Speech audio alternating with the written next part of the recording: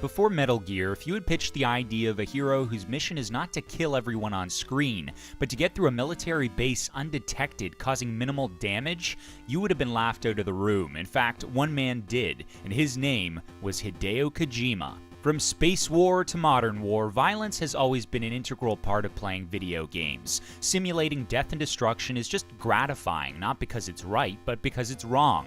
We can enjoy the primal release of violence without the ethical repercussions. But because action was always so central to a video game, the idea that restraining your rifle could be as fun as unloading your arsenal never occurred to anyone.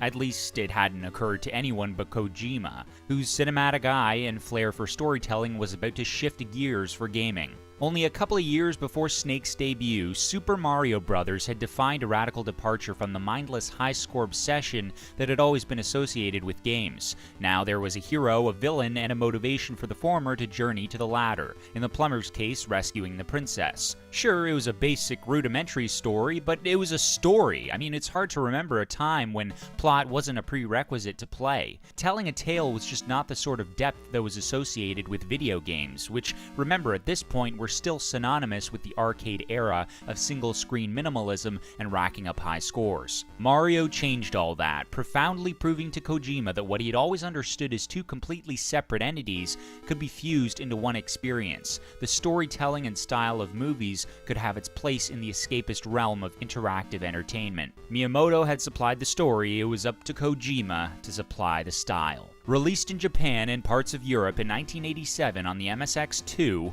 a computer console that drew furrowed brows to anyone west of the Atlantic, Metal Gear was about infiltration and recon. The idea was exploring the map, usually looking for items like keycards to open locked doors, and tiptoeing around the soldiers your gut instinct was urging to fill with bullets.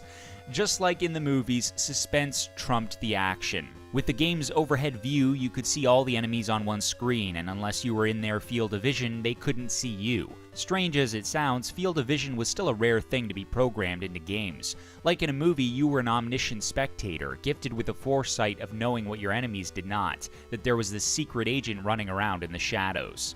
That shouldn't give the impression that Metal Gear was a killjoy. You were free to hide behind a wall, wait for a GI to walk out in front, and proceed to punch that sucker's face in. But if you used your gun and started shooting, you'd have an army of legionnaires on your ass faster than you could say.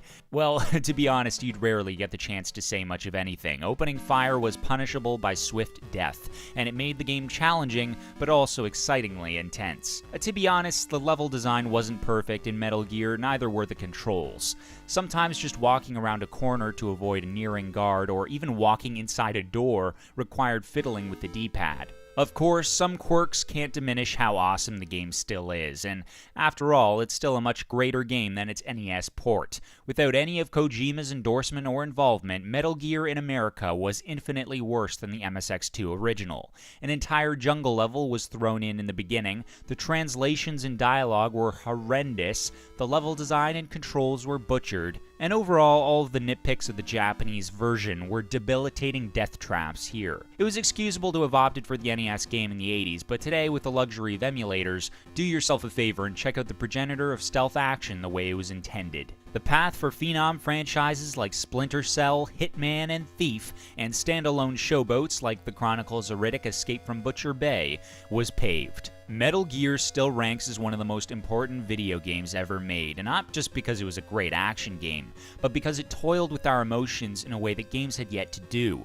We were so used to blowing things up that to stop for a second and actually question killing the guy around the corner was a feeling both empowering and ethically challenging. Before Grand Theft Auto, on the subconscious level, this was a game about morals, about deciding to fight or run, and that's what life's about, choice. Most games were just about moving from left to right, shooting everything in sight. Innovative and insightful, Kojima's work of art, in some sense, set the stage for the cinematic storytelling that would ultimately unfold in video games.